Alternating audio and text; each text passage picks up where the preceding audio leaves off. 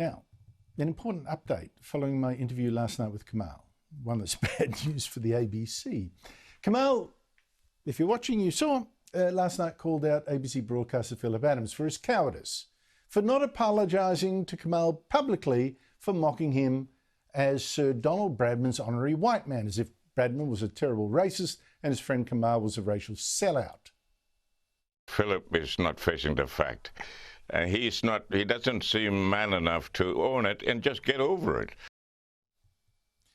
Well, one viewer watching that last night was National Senator Ross Cadell, who was furious because he was the politician last week who asked the ABC boss, David Anderson, in Senate estimates about that insult and got this response that Adams had at least apologised privately to Kamal. Mr Adams has written to Kamal apologising for that. Certainly an individual, in this case Kamal, was offended by that, but I think many other Australians were offended by that too. As Kamal told us last night, if Adams wrote that apology, Kamal never got it. Kamal later contacted Armstrong saying, "What's the story here?" And only then did he get an email from Adams, Armstrong must have jumped him with a ton of bricks, offering a non-apology, claiming, well, Kamal had just misunderstood him. Sorry about your misunderstanding. National Senator Ross Cadell joins me now. Ross Cadell, thank you so much for your time. Has the ABC boss misled Parliament, misled your committee with that answer to you saying that Adams had apologised to Kamal? Well, it appears so, doesn't it? And my office is writing to the Secretary to seek clarification because the answer he gave now appears false and we need to get to the bottom of it and quickly. How serious is it to give an answer, deliberately or not, that is misleading, that is untrue? It's very serious. Senate estimates process is the people's look into government spending and government operations. And I have very little doubt that Mr Anderson didn't do it knowingly or willingly. The bigger question, Andrew, is has someone in the ABC lied to him about what's happened or misled him to bring him in there with such confidence saying that it had been done? And if the ABC are treating the managing director or the general manager like that, what else is happening in that business? Well, that's a very, very good point, because there were other aspects to his evidence that suggest that he wasn't being told the truth, or not told quickly enough what actually happened with some of the ABC broadcasts that have been called biased. They had no clue. When you're asking him for an explanation, does he have to come to Parliament and in front of you guys again and say what the truth is? Well, unfortunately for Mr Anderson, he has to come anyway. We'll have other estimates later on the year. But this will go as a question of notice or a letter directly from the committee. And he should come forward. He should say what's happened, because we need to know.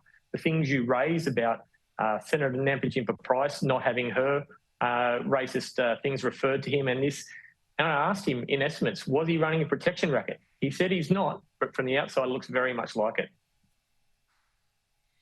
That Nampijinpa-Price thing was where the ABC had devoted something like 17 minutes of a show by Patricia Karvelas to sliming her and the Nationals, a tirade from Noel Pearson that was never questioned, never challenged, just let go through to the keeper. I thought it was disgraceful. And he didn't even know about it. I can't believe it. I wrote about it in national newspapers. It was covered by The Australian, and he didn't even know what was going to air. I tell you what, you know, did it occur to you, Ross, that here we have the head of the ABC, who's supposed to be also in charge of the news, the editor-in-chief of all the news.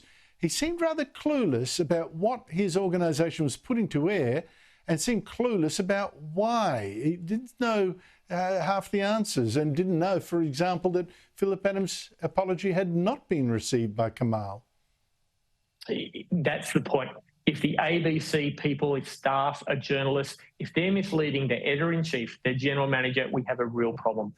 There's some good people operating in the regions, keep the ABC going out there, but too many people in the cities, I think the A in ABC stands for Activist Broadcast Network, and it's not good enough. We need to have more clarity on what they're doing. And if they're not accountable to their own general manager or the Australian people, what's going on? Just a final thing, Ross Cadell. what do you expect the ABC to do with Phillip Adams? Because we still have not had the ABC tackle what I think is the enormous cowardice here.